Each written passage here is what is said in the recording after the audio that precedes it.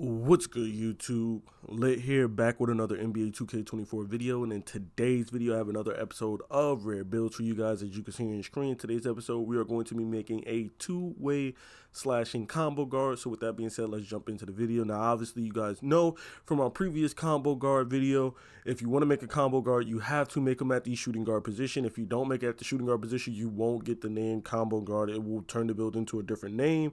A combo guard is considered a shooting guard, so you have to make it at the shooting guard position.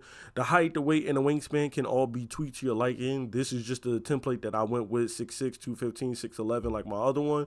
But again, like I said, you can change it around or whatever to tweak it to what you like. If you want to be taller, shorter, way more, longer or shorter wingspan, it's totally up to your discretion.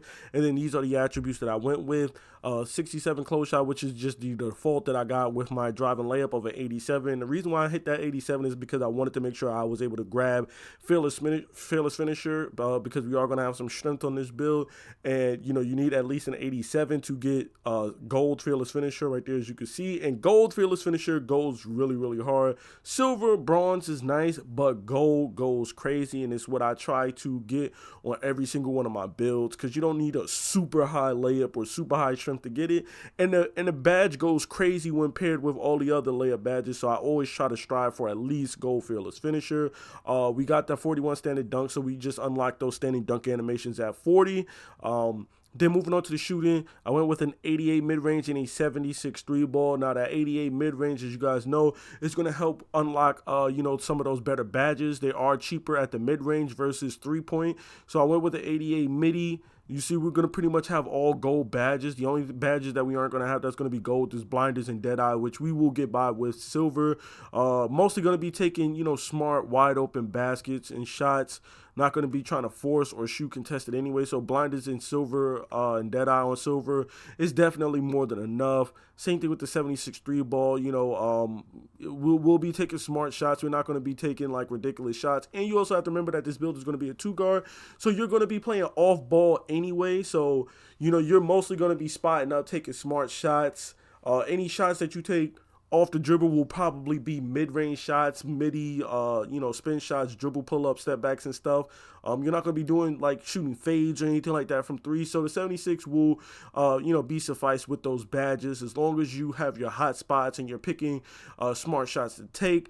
I went with a 99 free throw because you already know that I play rec only or pro-am. I only play 5v5 modes. I don't really play any other modes than 5v5 because it's what I like to play. So free throw is important to me. But if you guys play park or 1v1s, 2v2s, 3s, whatever, where you're playing there's no free throws, you can take this down. Or you could just bring it down to like a 80 something, just so you have some free throws, because there are times when there's like double rep or whatever in the rec, or there's an event going on and you're going to have to, have free throws. You don't want to be on a build with a 40 or a 50 free throw shooting bricks. You know what I'm saying? I see it all the time in the rec.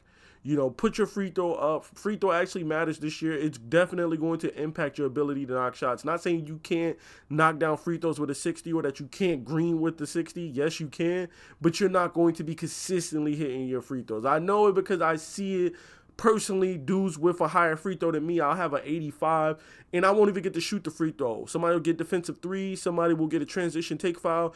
They'll go to somebody else who has a higher free throw than me and they'll brick the free throw with a higher free throw. So I know if they're bricking with an 80 and an 85, then you guys are probably most certainly bricking with a 60 or a 70 default. So just try to get that free throw up if you do, slide into the rec here and there. Moving on to the playmaking, we have an 89 pass accuracy, which is enough for Tyrese Halliburton passing style, as well as gold diamond. You see all these badges that we're going to get. Pretty much everything gold and silver with bronze bailout, which is more than enough. Silver is nice, but bronze will be suffice for sure. 87 ball handle, which is just enough to create offense to get your shot off. You're not going to be the primary ball handler with this build because you are going to be a shooting guard, which means you're going to be playing the 2. Sometimes even putting at the 3. More often than not, you'll probably be playing the 3 if you play 5v5. So You're not going to need gold handles for days. You're not going to need gold unpluckable because you're not going to really have the ball in your hands like that. You will be like a secondary ball handler. So silver unpluckable, 87 ball handles more than suffice to do what you need to do.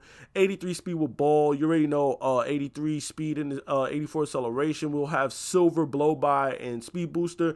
Now, the main reason why we aren't going to have gold is because I had to drop the speed a little bit on this build in favor of better defense. Now, as we move on to the defense, you'll see what I mean.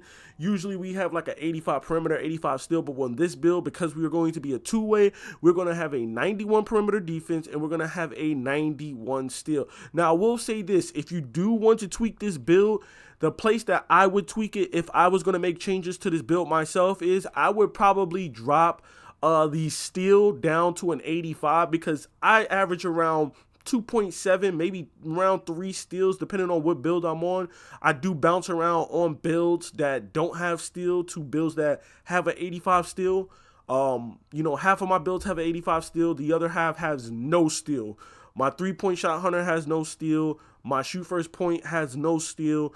I have 2 other builds. My inside out playmaker has an 85. My 3-point playmaker has an 85. So I have 2 builds with steal, 2 builds without steal. And I have to say that even then with just an 85 and then no steal, I'm still averaging just under 3 steals per game, 2.7 steals per game. And like I said, I go back and forth. That's with an 85 steal. Now with a 91 steal, you probably could do a lot more damage. I only reach with the right stick. Passing lane steals, I press square, but right stick, I reach all the time with the right stick. I don't reach on ball with square. I only reach with the right stick because I feel like the boost that you get from stacking right stick, ripper, and glove, it just goes crazy. And that's why you run into some of those locks or builds with steal that can just get a steal every single time because they reach with the right stick and they know that the badges stack, okay? Now, when I say that I would make a change, because I'm averaging almost 6 steals per game, switching back and forth between those builds, I would go down to an 85 steal, and then I would try to put my perimeter defense up to a 94 just to get like ankle braces and challenger on Hall of Fame. Now, that's just what I would do if you wanted to make a tweak or a change to this build. Now, me personally, I kind of like this setup right here as we have it. But again, if you can go up to 94 perimeter defense, you're looking at gold clamps, you're looking at Hall of Fame challenger, and you're looking at Hall of Fame ankle braces as well too. Right here, I'm just going to show you Hall of Fame challenger, Hall of Fame ankle braces, and then you're also looking at gold clamps as well too, because we have over 55 strength. So this is just also something to consider. And you're looking at gold fast feet too. I forgot that we will have gold fast feet too for 92 perimeter defense. So there's a lot of positives that you can reach if you do decide to drop the steal and go higher on the perimeter defense. And then you probably still would have like an 86, 87, somewhere around there still on this build. So it's not bad. But again, this is just something to think about if you wanted to make a slight tweak or a change to the build. 47 defensive rebound, because we're not going to really be in the paint, so it doesn't matter too much. Again, 83 speed, 84 acceleration, 65 strength, and then a 95 stamina to round out the build. And the reason why I didn't go 96 stamina is because we don't have a high enough ball handle for handles for days. So I just went with the 95, which is enough for 94 feet and workhorse. And then, of course, when we create our build, you'll see these shades of who do we have for the shades of? We have Hershey Hawkins, we have DeJounte Murray, and we have Jordan Poole, which is kind of funny seeing Jordan Poole's name there because we know Jordan Poole is not a two-way player, but it is what it is. As you see here, we have created a two-way slashing combo guard. So this is my two-way slashing combo guard build for NBA 2K24. It's been your boy, Make America Lit. Please be sure to drop a like, comment, and subscribe for more NBA 2K24 content and, of course, more rare builds like this. I'm out, y'all. Peace.